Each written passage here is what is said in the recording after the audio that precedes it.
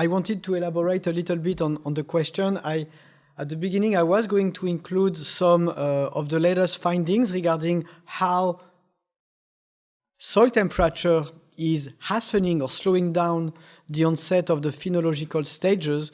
I invite you to look at the talk that was given at the Vintage Report in Napa in 2017. It's a video. We invited this professor from Harvard, and what she pointed at, which I find is very interesting, is not as simple as warmer soil temperature, earlier bud break, earlier bloom, earlier set, earlier veraison.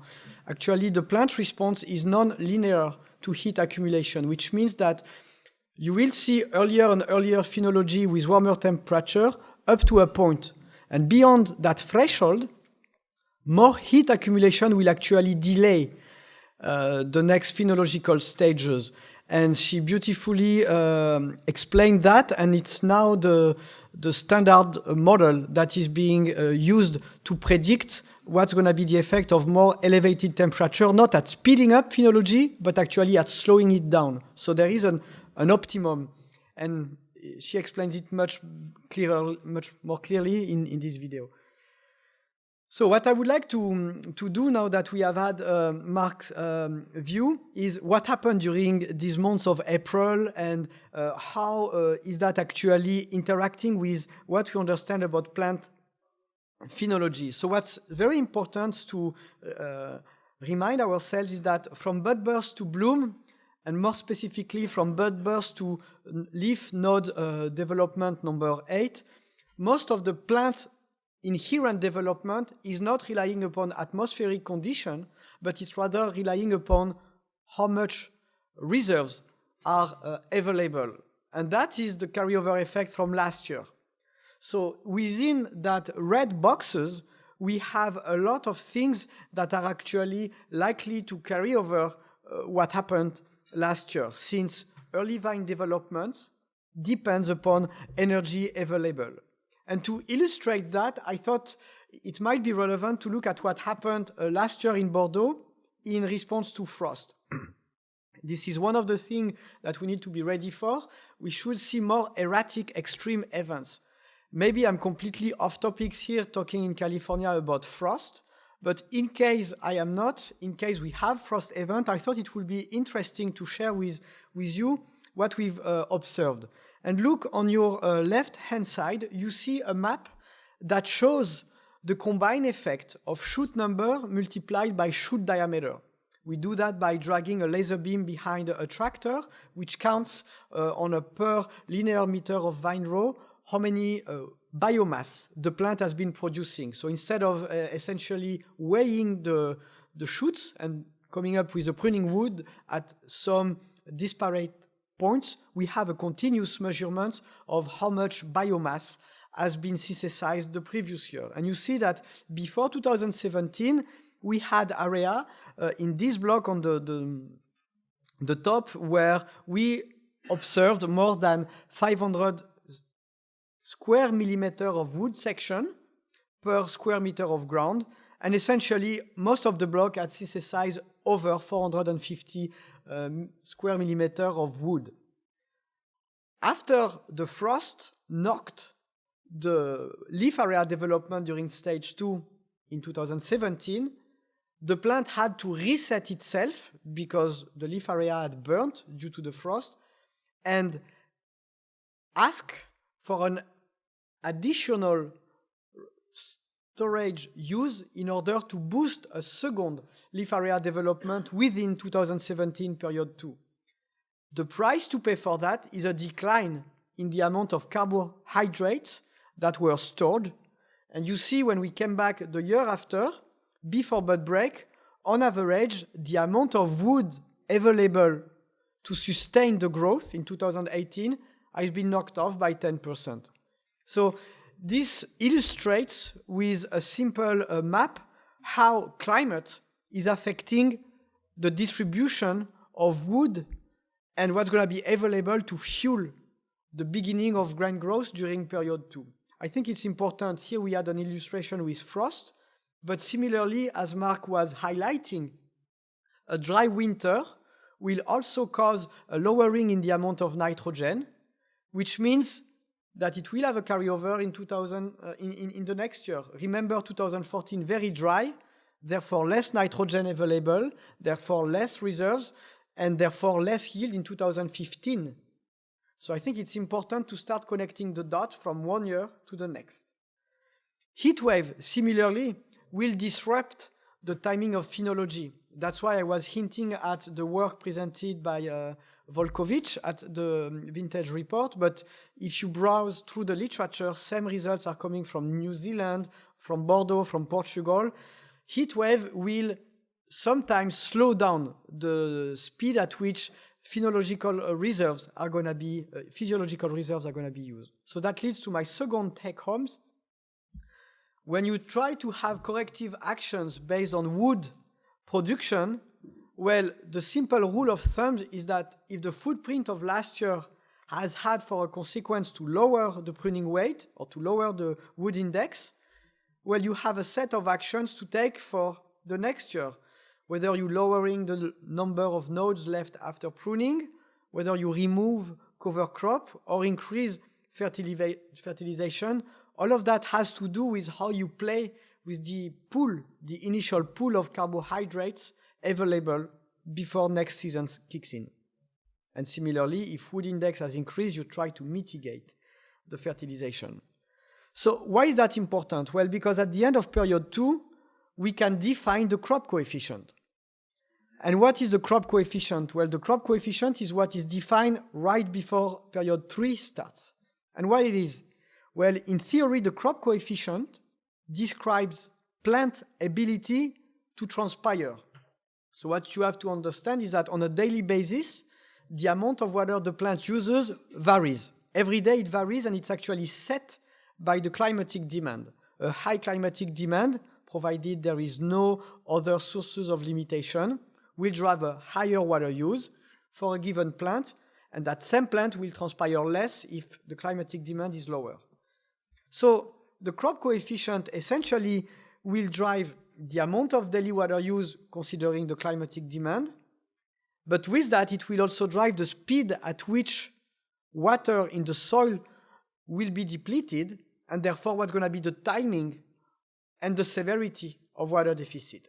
So it's very important to connect something that happens early, the crop coefficient, with what is going to induce in terms of precocity, severity of deficit. And last, as we will discuss, the crop coefficient is a very early information that tells you what's going to be the yield potential for maximum berry volume. Technically speaking, the vine crop coefficient, since it is a plant-based measurement, is derived from a plant-based index. And this one here is the sap flow. So what we've been doing, we've been computing the maximal amount of water the plant could use. We've divided by the maximum climatic demand. And when the peak transpiration is being reached, we are able to characterize the maximum crop coefficient. So why is that important? Because I know this concept is fairly difficult to grasp at first, but it's still very important for production because the value of the KCB will drive, as I said, the timing and severity of water deficit. And what is a bit counterintuitive, when you see a larger plant, if it has the same amount of plant available, it's actually a call for a higher risk of stress.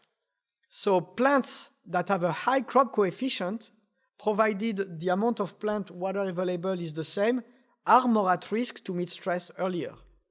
So sometimes when you look at a weaker plant, it's actually better protected against a water deficit, even if it looks weaker. A higher crop coefficient, provided nitrogen and water are non-limiting, will drive a greater photosynthetic activity, which in theory should drive a greater berry volume and more sugar per berry. So with Mark and with Nicolas' talk, we will see if that theory is actually being met in terms of production parameters, namely looking at berry volume and sugar, maximum sugar amount per berry. But for now, the take-home I want to highlight is that, as Mark was saying, as Rob was saying, here we can actually quantify what has been the footprint of this early season at boosting the crop coefficient. So it's a little bit more than just saying the leaf area is greater. It's actually looking at leaf area intercepting light and efficiently fueling the photosynthetic activity. You see, we had roughly an increase of 15% in crop coefficient. That's looking at all the vineyards that have been consistently, years in, years out, being tracked. You see, we went from under 40% to almost 50% on average. So the questions I'm asking here is, okay, we see the plumbing of the plant is set up to have larger pipes. Essentially, when you have a greater KCB, you have greater pipes, you have more water being vaporized into the atmosphere. What I'm saying is that, okay, so if by the end of May, by the end of June, we see a greater KCB, can we already predict that berry volume will be greater in 17 than in 16 and 15? Can we actually use data based upon the anatomy of the berry to corroborate that point? That's what will be discussed with Mark and Nicolas. But keep in mind, I'm going to connect berry volume variation and the total sugar amount per berry with this graph. The take-home is that based upon those conditions, we observe that maximum crop coefficient is reached early and is greater. To give things in perspective, when looking at California at large, stepping up from purely Sonoma, we used to reach that point towards the period after the solstice. So after middle of June and sometimes even in middle of August. Now with more elevated temperature, we reach that same stage 1 month earlier, which means that the moment in time when we are going to start leaking water into the atmosphere is 1 month earlier and is happening when the day length is the greater. So the shift in the phenology of when KCB max is being reached means an earlier onset of water deficit. And this is the physiological reason. When the sun is at its highest position in the sky, we are already at maximum capacity of losing water. And we will see, as I was saying, if, as the theory predicts, those conditions have driven a greater berry volume and a greater amount of sugar per berry. But the other key plant index we need to look at is nitrogen. So we've understood the architecture, we've understood the piping of the plant, but what about the coating of this piping, how much nitrogen is there within that plant system that I am assimilating to a piping system? Well, it's not only important for physiological reasons, it's also very important for winemaker reasons, because with a high nitrogen supply, you know that if you go too much, you should expect a delay in fruit maturation. You should expect a lowering of anthocyanin content. And if you really push it too much, actually too much nitrogen will lower the yield by reducing fruit set. On the other hand of the spectrum, having not enough nitrogen will reduce yield. But then if you look at it from an aromatic perspective, if you are looking at white varietals, actually it could be a negative footprint. Sauvignon Blanc, Riesling, those varietals are actually benefiting from rather a high nitrogen diet to boost their aromatic complexity. But the opposite is true with Merlot, with Cabernet Franc, Cabernet Sauvignon. Here I am hinting at the work from Alexander Pons and Hilbert. And those guys have clearly demonstrated that for red varietals, less nitrogen is good for aroma complexity. So that makes it quite challenging for a winemaker that is trying to boost its aromatic complexity. Should we lower end supply? Should we higher end supply? It has a lot to do with white versus red varietals, and it has also a lot to do with your winemaking strategy. So how can we be better at understanding nitrogen uptake in the context of temperature changes? Well, we think it's all about timing at the end of the day, and I think that's going to be the focus of precision viticulture. How can we be better at timing things, not necessarily quantifying them, even if it's very important, but when are we reaching key physiological changes. And so what I'm gonna discuss with you here is looking non-destructively at how much nitrogen is actually accumulating in the leaves. Can we see patterns? Can we see a moment in time when the peak nitrogen concentration is being reached? And can we, according to this knowledge, refine our management of nutrients inside the plant? So what we are doing here using this device is coming every week on some specific leaves, and by blasting light on the leaves, we are exciting some compounds by the phenomenon of bioluminescence. In exchange, the plant is emitting light from within the leaf and flashing it back out. And by reading the signature of this light, we can actually read how much nitrogen is being accumulated inside the leaf tissue. So if you do that on a weekly basis, this is what you see. At 400 growing degree days, we are roughly at set. At 600-700 growing degree days, we typically observe the peak of nitrogen uptake. And then it declines up until veraison. So this is a very interesting way of looking at nitrogen entering the plant, because we can look at what has been the maximal amount of nitrogen being reached before the plant stops accumulating nitrogen. And importantly, we can look at when this peak of nitrogen uptake has been met. And that's going to drive the timing of the diagnosis for nitrogen deficit or nitrogen excess. And that's also going to drive the timing of when to have a corrective action. Of course, you're going to have more efficiency when you try to apply nitrogen into the plant if you apply it while the plant is actively taking up nitrogen. So what I'm going to center the discussion upon is, what about this timing? Is it always around 700 growing degree days that we reach the peak of nitrogen? And what does it mean for our diagnosis? Well, it's very important from a vineyard management standpoint to know that point in time when the peak nitrogen is being reached, because it's going to tell you when to assess nitrogen needs and when to come up with corrective action.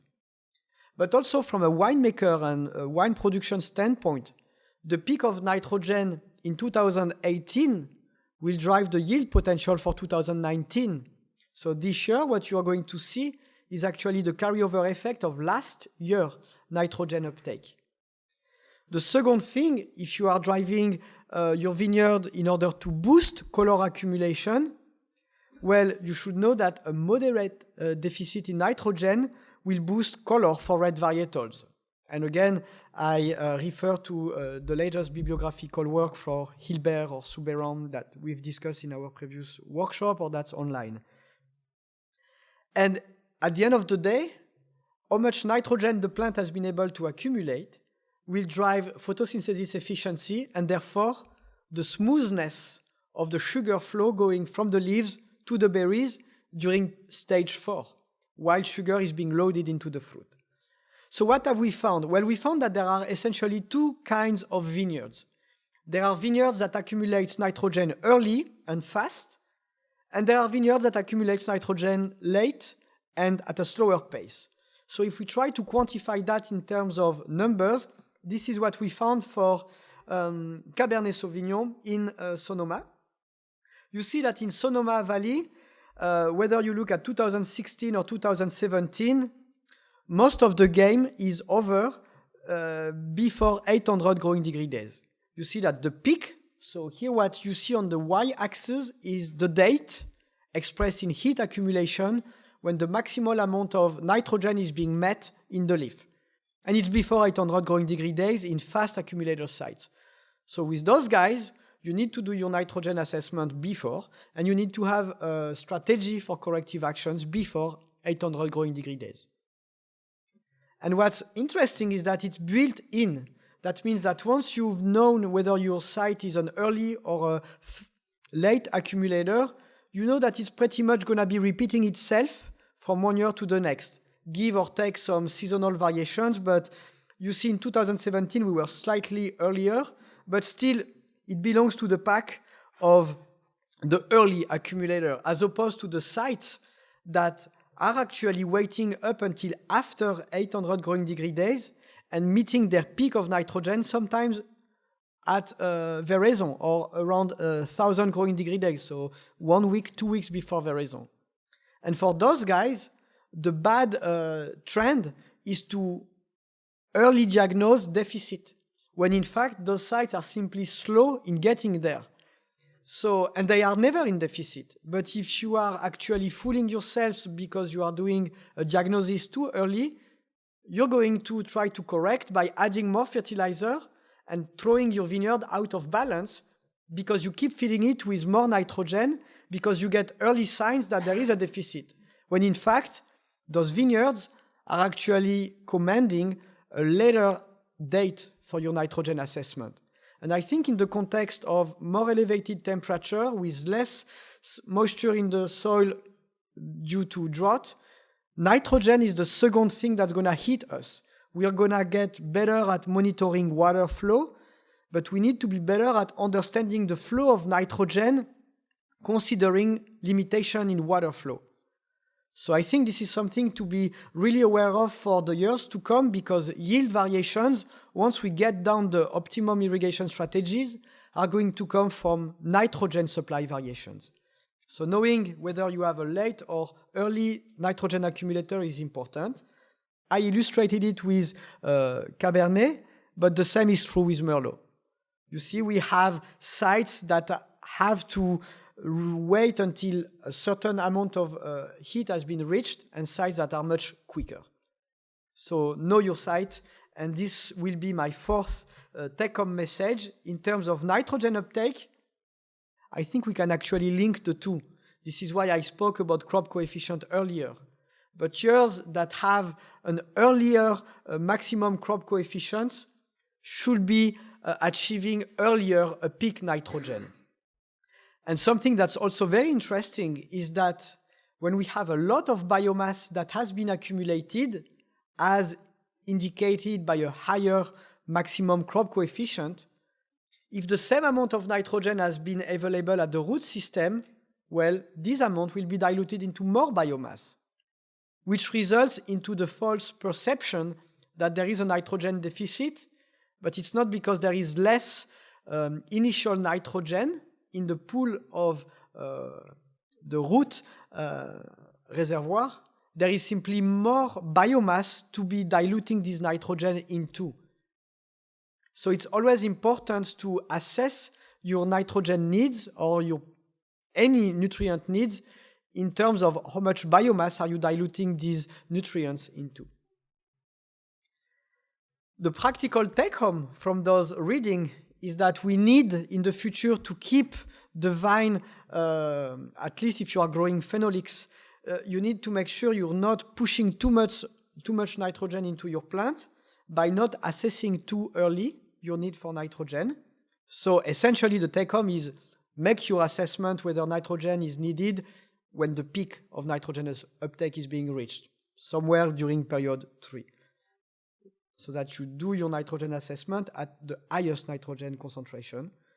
And bear in mind that if you have earlier a higher crop coefficient, well, it's okay if you see a small decline in nitrogen concentration. It's simply a dilution effect. It's not because you are suffering from not enough nitrogen. So if your plant appears to be giant, and if your nitrogen is lower, well, it's expected. So with that in mind, I'd like to invite Marc and Nicolas to discuss how this stage setting during period 1, 2, and 3 is actually affecting the berry ripening patterns. And so we're going to look at stage 4, how much sugar and how much volume gain is being observed, and stage 5 with the two next speakers. But before I do that, I'd like to characterize a little bit the context within which those ripening patterns are going to be discussed. Again, I've been looking at the warmest and the coldest sites. In terms of temperature, the winner was Dry Creek, with temperature on average during stage 3, so the stage during which deficit can be positive or negative onto production. And you see that in 2017, on average, during those 30 days, we were at 42 Celsius. which is around 108 Fahrenheit on average, if you look at the maximum temperature. We've never seen that over the last 4 years. And then I've looked at a heat spell in terms of vapor pressure deficit. Why am I doing that? Well, remember, KCB, if you talk in terms of plumbing vocabulary, tells you the size of the pipes through which water are going to vaporize. But what's going to drive the flow of water out is the amount of water deficit in the air, which is what vapor pressure deficit accounts for. Vapor pressure deficit actually tells you how dry and how warm is the air outside. And therefore, what's going to be the pool of water draw, how quickly your wet clothes are going to basically dry out, is expressed by the notion of vapor pressure deficit. And a high vapor pressure deficit, 6, 7, 8 kilopascal, means that the draw of water by the deficit of moisture in the air will be extreme. So if you combine large pipe with an extreme draw of water vapor, well, you have a recipe for earlier water deficit and cavitation, because sometimes if the draw is too quick and if the size of the piping is too wide, you will simply induce cavitation, the water column will break, and you will have air bubble inside your vascular tissue. High crop coefficient combined with high VPD, that's a recipe for cavitation, and later on it might be a recipe for fruit sugar accumulation stop. On the good side, in Sonoma being so complex, you see that even in a warm year like 2017, Carneros here win the prize, but we also had, I think, Bennett Valley, Green Valley amongst the pack of very low accumulation of heat spell. You see we were actually below 4.5 kilopascal, so very normal. That already says that we should see very smooth ripening kinetics in colder area and very disordered ripening kinetics in areas that were beat by a high crop coefficient combined with high KCBs. So the practical questions I'd like to ask is there going to be a carryover effect between heat spell during period 3 and the maturation kinetics during period 4 and 5? What are going to be the carryover effects in terms of plumbing machinery, cavitation risk? Can the brutal atmospheric water deficit reduce berry size even if everything is set to have large berry size? What's going to be the impact on sugar flow rate?